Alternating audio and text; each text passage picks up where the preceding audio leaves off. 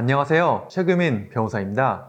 오늘은 인터넷에서 떠도는 고민을 풀어보는 시간입니다. 오늘 준비한 사례는 총 두 가지인데요. 두 가지 사례 모두 이런 걸로 이혼이 가능할까에 관한 이야기입니다. 우선 첫 번째 사례입니다. 네이트판에 올라온 사연인데요. 제가 그대로 읽어드릴게요.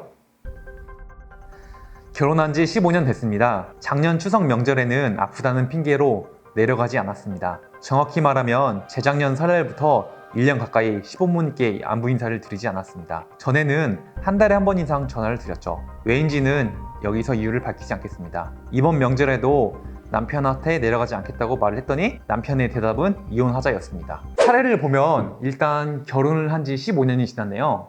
그런데 재작년 설날, 그러니까 13년 차부터 시부모님께 인사를 안 드렸네요. 자세한 이유가 적혀있지 않지만 작년 추석에도 시부모님 댁에 방문을 하지 않았고요. 이와 같은 이유로 남편이 이혼을 요구했고 아내가 그래 까짓것 이혼하자 나도 너랑 살기 싫어 라고 하지 않는 이상 이혼 청구가 인용되기는 어려울 것 같습니다.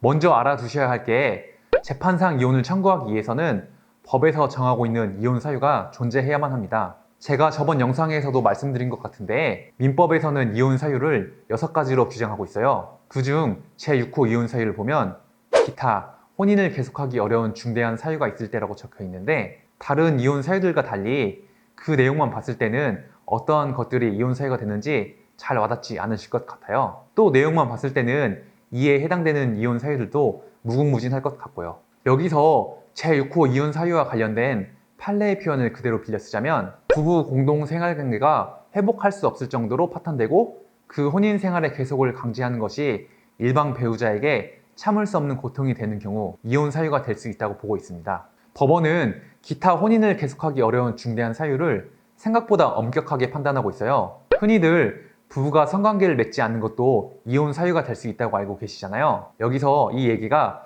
반절은 맞는 얘기지만 반절은 틀린 얘기입니다. 성관계를 맺지 않는 기간이 2년 정도일 경우에는 이혼 청구가 기각되고 그 기간이 10년 정도인 경우에는 이혼이 된 사례가 있는데 이러한 사례를 봐도 부부가 단편적으로 1년에서 2년 동안 성관계를 맺지 않았다고 이혼이 가능하지 않다는 것을 알 수 있습니다. 기타 사유가 이혼 사유로 주장되면 재판부는 부부관계가 실질적으로 파탄되었는지 그리고 그 부부관계가 회복될 가능성이 있는지에 대하여 심리합니다. 부부 사이가 회복될 가능성이 있다고 판단이 된다면 이혼을 시키지 않습니다. 그럼 여기서 다시 사례로 돌아가 볼게요. 그 내용이 길지 않기 때문에 부부 사이에 어떤 문제가 있었는지 알 수 없고 남편 쪽의 입장도 들어봐야겠지만 단편적으로 질문에 대한 답변을 드리자면 아까도 말씀드린 바와 같이 1년에서 2년 동안 명절에 시댁 부모님을 찾아가지 않았다는 것만으로는 이혼 사유가 되지 않습니다. 그러나 그 기간이 10년 이상 장기간이 되고 이로 인하여 부부간의 소통이 사라져서 부부관계가 회복될 가능성이 없어진다면 이혼이 가능할 것으로 보여집니다.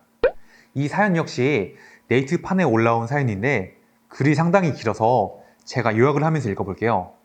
남편과 결혼을 하고 아내가 살고 있던 투룸에서 신혼생활을 시작했어요. 그리고 첫째가 태어나고 결혼 전부터 계획하였던 시댁, 시골주택에 주택을 짓기 시작하고요. 그 시댁, 시골주택 건축 비용으로 아내의 투룸 보증금 3천만 원과 적금 2,400만 원을 투입했어요. 그리고 아내는 시골주택에서 첫째를 양육함과 동시에 시부모님도 모시고 살았고 둘째를 임신할 당시에 남편이 사업을 시작했어요. 결혼 초반에는 남편이 생활비 200만 원 정도를 주었었는데 그 생활비로 결혼할 때 들어간 할부금, 양육비, 그리고 생활비 모두 충당하였고 남편이 사업에 필요한 직기류를 그 생활비 카드로 구입하기도 했어요. 그런데 둘째가 태어날 무렵부터 남편이 사업이 부진해서 생활비는 80만 원으로 줄어들었고 생활비가 부족한 아내가 남편 몰래 600만 원 그리고 400만 원 총 2번에 걸쳐서 1000만 원의 생활비를 대출받았네요. 남편은 아내가 자기 몰래 대출을 받았다는 사실을 알게 되자 아내에게 이혼을 요구했어요. 방금 소개해드린 두 번째 사례 역시 제6호 기타 사유에 해당됩니다.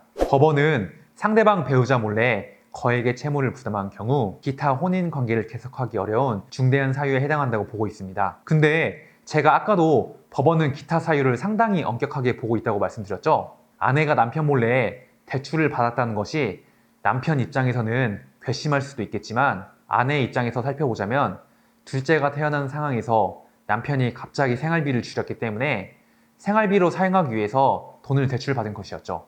또 그 1000만 원이라는 액수가 적은 돈은 아니겠지만 그렇다고 1,000만 원이라는 금액을 대출을 받았다고 가족이 심한 경제적 공궁에 빠질 정도는 아닌 것 같고요.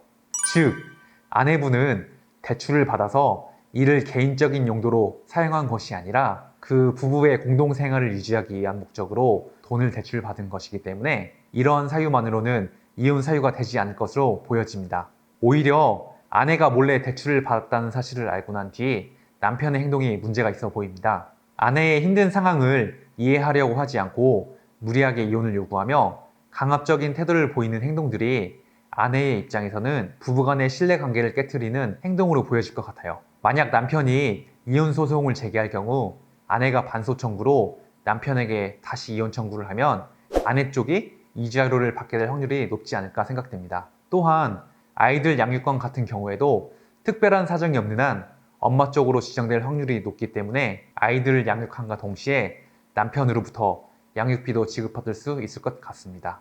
그리고 혼인 기간이 6년이기 때문에 재산 형성 기여도가 상당히 인정될 것이고 초기 주택을 건축할 당시에도 상당한 금원을 부담하였기 때문에 남편의 재산도 상당 부분 분할받을 수 있을 것으로 보여집니다.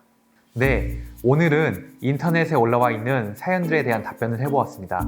시청자분들도 평소에 법적으로 궁금했던 부분들에 대해서 댓글을 남겨주신다면 제가 아는 선에서 최선을 다해 설명해 드리도록 하겠습니다. 지금까지 저는 최규민 변호사였습니다. 감사합니다.